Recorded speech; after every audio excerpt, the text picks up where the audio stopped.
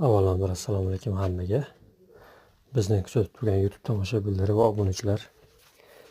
Mana bu yangi zdaniyamizga podval qismiga vaqtinchalik eshik qo'yib berdik. Panjaraga qilib.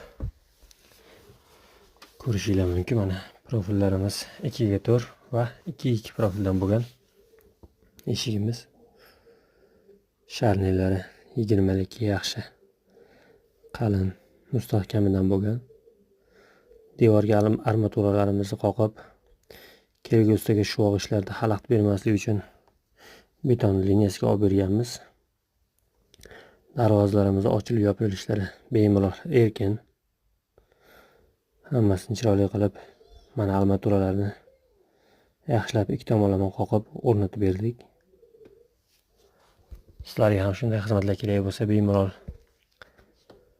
kanalimiz havolasidagi telefon raqamlariga yoki shu Telegram manzillariga yozib murojaat qilishingiz mumkin.